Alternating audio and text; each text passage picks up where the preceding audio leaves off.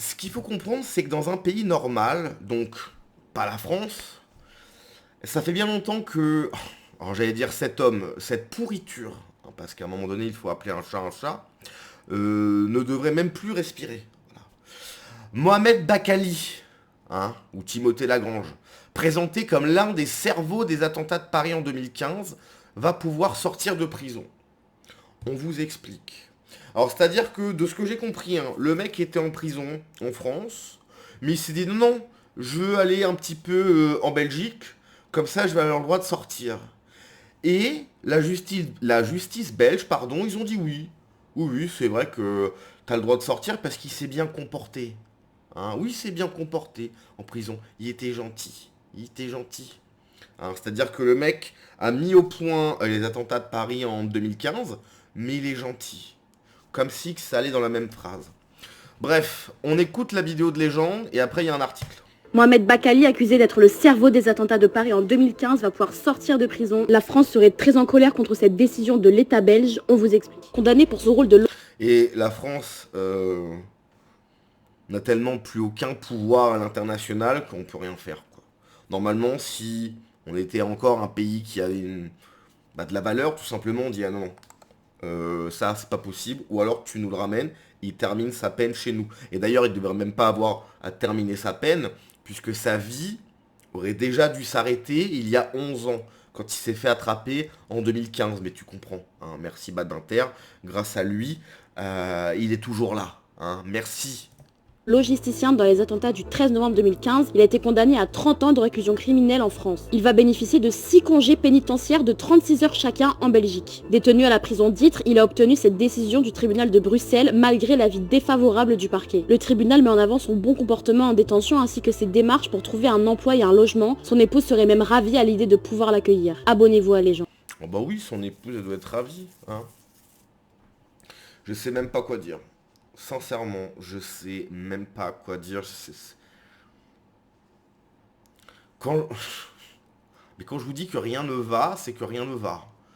Le mec a mis au point les attentats de 2015, qui a été une année horrible pour la France, entre Charlie Hebdo et ce qui s'est passé pour le Bataclan, etc.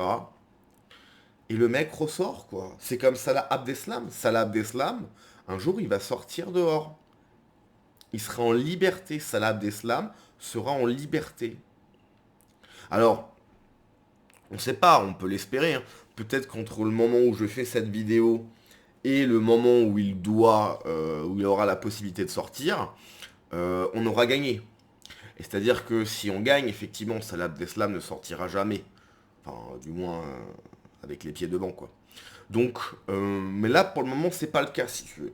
Donc, on vit dans un monde, on vit dans un pays où, un jour, Salah Abdeslam va sortir. Et on vit dans un monde où Dalia Belkired, la celle qui a fait des sévices absolument horribles à la petite Lola, va être également dehors. Elle sera en liberté. Avec nous, comme ça, va se balader, elle pourra prendre son petit café, etc. Il n'y a pas de problème. Est-ce qu'à un moment donné, le sujet de la peine capitale peut être remis sur le devant de la scène? Et je sais que la peine capitale, c'est quelque chose qui divise les Français. Alors, je parle vraiment des Français. Hein. À chaque fois que je dis Français, je parle pas des Français de papier, je parle des Français. Je sais que c'est quelque chose qui divise. Alors, à gauche, effectivement, ils sont contre. C'est-à-dire que la gauche est pour l'avortement. C'est-à-dire que tuer un enfant dans le ventre de sa mère qui ne demande qu'à naître, qu'à être heureux, à s'épanouir, à avoir une vie, en fait, non, ça on peut...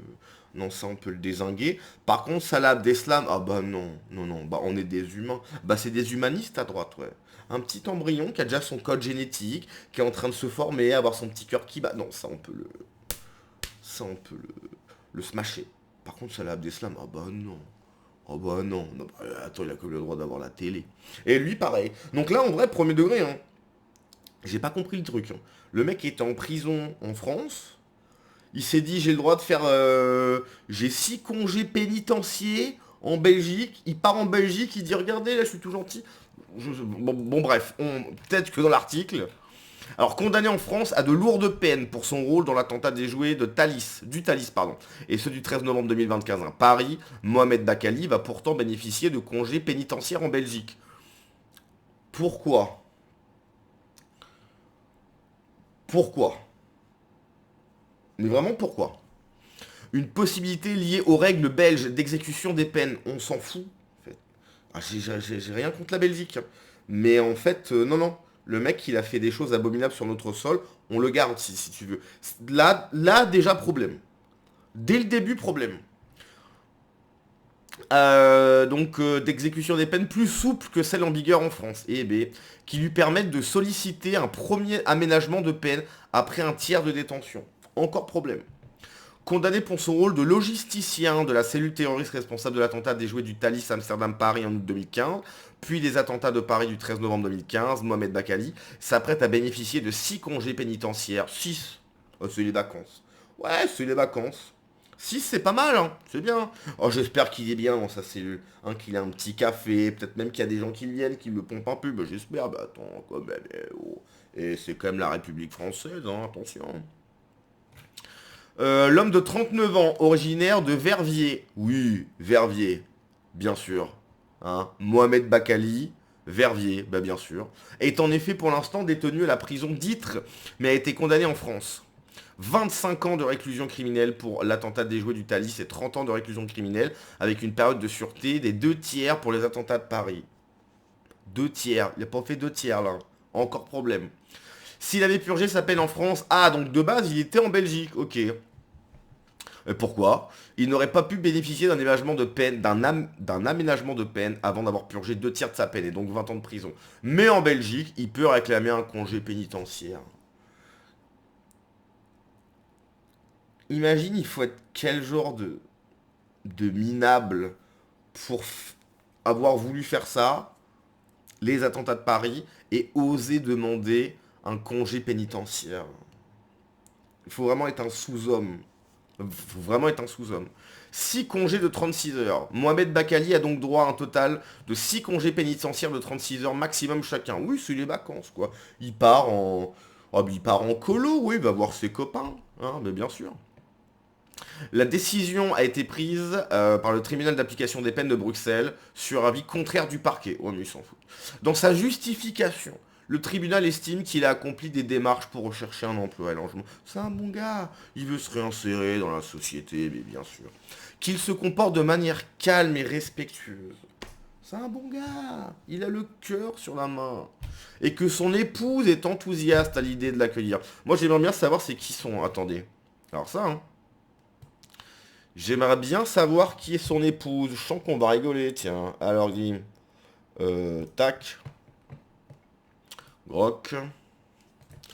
Qui est la femme de ce bon vieux Momo? C'est qui la femme de Momo?